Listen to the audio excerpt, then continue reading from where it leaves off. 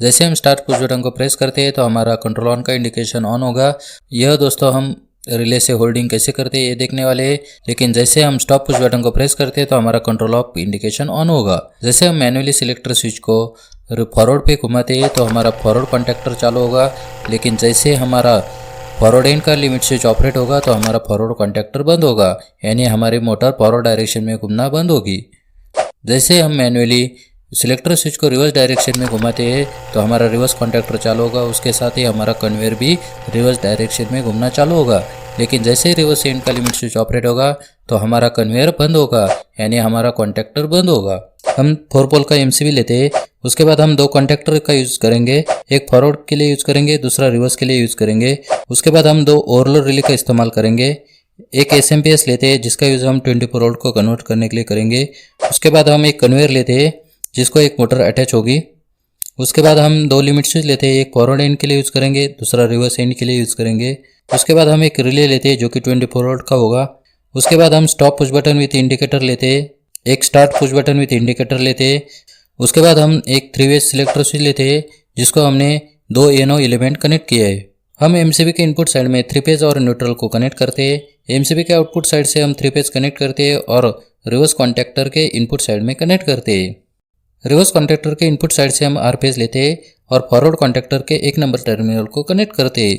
उसके बाद reverse contactor से बी फेज लेते हैं और फॉरवर्ड कॉन्टैक्टर के 2 नंबर टर्मिनल को कनेक्ट करते हैं। उसके बाद हम रिवर्स कॉन्टैक्टर से वाई फेज लेते हैं और फॉरवर्ड कॉन्टैक्टर के 3 नंबर टर्मिनल को कनेक्ट करते हैं, यानी हमने बी फेज और वाई फेज को इंटरचेंज किया है। उसके बाद हम क्या करेंगे, फॉरवर्ड कॉन्टैक्टर के आउटपुट साइड को दूसरा ओवरलोड रिले कनेक्ट करते हैं। उसके बाद हम रिवर्स ओवरलोड रिले के आउटपुट साइड से 3 फेज लेते हैं और फॉरवर्ड ओवरलोड रिले के आउटपुट को कनेक्ट करते हैं। उसके बाद हम ओवरलोड रिले के आउटपुट साइड से 3 फेज सप्लाई लेते हैं और कन्वेयर की मोटर को कनेक्ट करते हैं। अब हम सिंगल फेज सप्लाई लेते हैं और एसएमपीएस के एल और एन कनेक्टर को कनेक्ट करते हैं। अब हम एसएमपीएस से 24 वोल्ट सप्लाई लेते हैं और स्टॉप पुश बटन के एनसी एलिमेंट को कनेक्ट करते हैं।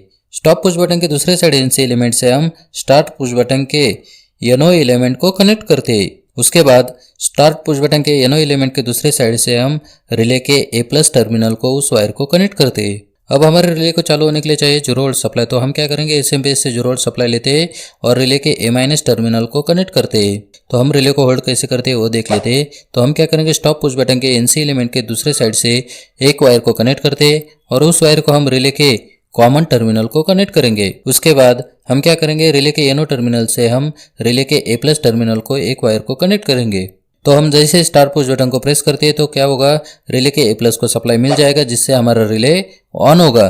उसके बाद हमने स्टार्ट पुश बटन को छोड़ भी दिया तो भी हमारा रिले ऑन ही रहेगा। रिले के A+ को सप्लाई हमारे रिले के कॉमन टर्मिनल और एनो टर्मिनल से मिल जाएगा जिससे हमारा रिले कंटिन्यूसली ऑन रहेगा।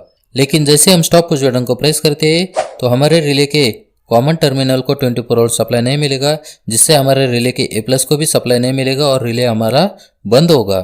अब हम कंट्रोल ऑन और कंट्रोल ऑफ का इंडिकेशन का वायरिंग देख लेते हैं। जैसे हमारा रिले बंद होगा तो हमारा कंट्रोल ऑफ का इंडिकेशन ऑन होना चाहिए और जैसे हमारा रिले ऑन होगा तो हमारा कंट्रोल ऑन का इंडिकेशन ऑन होना चाहिए। तो हम क्या करेंगे, रिले के एनसी टर्मिनल को एक वायर को कनेक्ट करेंगे और उस वायर को हम कंट्रोल ऑफ इंडिकेशन के A+ टर्मिनल को कनेक्ट करेंगे।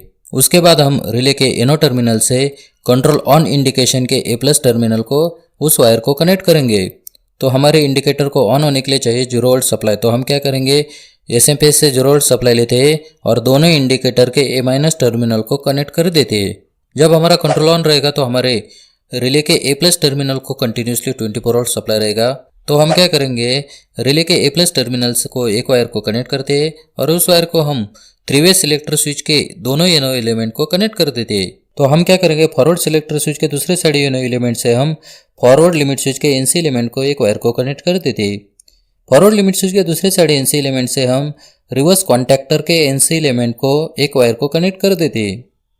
उसके बाद हम रिवर्स कॉन्टैक्टर के दूसरे साइड एनसी एलिमेंट से हम फॉरवर्ड कॉन्टैक्टर के A+ को एक वायर को कनेक्ट कर देते हैं।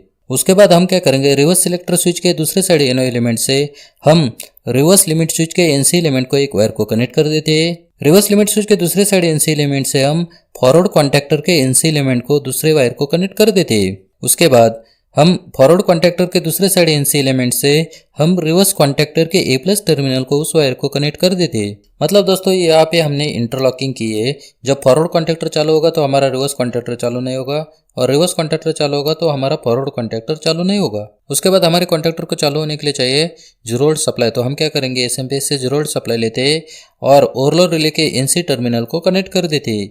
ओवरलोड रिले के दूसरे साइड एनसी एलिमेंट से हम क्या करेंगे, फॉरवर्ड कॉन्टैक्टर के ए माइनस टर्मिनल को उस वायर को कनेक्ट कर देंगे। उसके बाद हम क्या करेंगे, ओवरलोड रिले के एनसी टर्मिनल के दूसरे साइड से हम रिवर्स कॉन्टैक्टर के ए माइनस टर्मिनल को उस वायर को कनेक्ट कर देते हैं। अब हम एमसीबी को चालू करते हैं। जैसे हम एमसीबी को चालू करते हैं तो कंट्रोल ऑफ का इंडिकेशन ऑन है, यानी हमारा रिले ऑफ है। लेकिन जैसे हम कंट्रोल ऑन को प्रेस करते हैं, यानी हमारे स्टार्ट पुश बटन को प्रेस करते हैं, तो हमारा रिले ऑन होता है, जिससे हमारा कंट्रोल ऑन का इंडिकेशन ऑन होता है। उसके बाद जैसे हम सिलेक्टर स्विच को फॉरवर्ड पे घुमाते हैं तो हमारा जो कन्वेयर पे बॉक्स है वो फॉरवर्ड डायरेक्शन में घूमना चालू होगा। लेकिन जैसे हमारा फॉरवर्ड एंड का लिमिट स्विच ऑपरेट होगा तो उसी जगह पे हमारा कन्वेयर स्टॉप होगा, यानी हमारा कॉन्टैक्टर उसी जगह पे बंद होगा। जैसे हम सिलेक्टर स्विच को रिवर्स डायरेक्शन में घुमाते हैं तो हमारा कन्वेयर रिवर्स डायरेक्शन में घूमना चालू होगा, जिससे हमारा बॉक्स रिवर्स डायरेक्शन में चला जाएगा। उसके बाद जैसे हमारा रिवर्स एंड का लिमिट स्विच ऑपरेट होगा तो रिवर्स कॉन्टैक्टर और कन्वेयर दोनों बंद हो गए। मतलब जैसे हम सिलेक्टर स्विच को फॉरवर्ड करते हैं तो हमारा बॉक्स फॉरवर्ड डायरेक्शन में जाएगा, लेकिन जैसे फॉरवर्ड एंड का लिमिट स्विच ऑपरेट होगा तो बॉक्स उसी जगह पे स्टॉप होगा। लेकिन जैसे हम सिलेक्टर स्विच को रिवर्स डायरेक्शन में घुमाते हैं तो हमारा कन्वेयर रिवर्स डायरेक्शन में घूमना चालू होगा।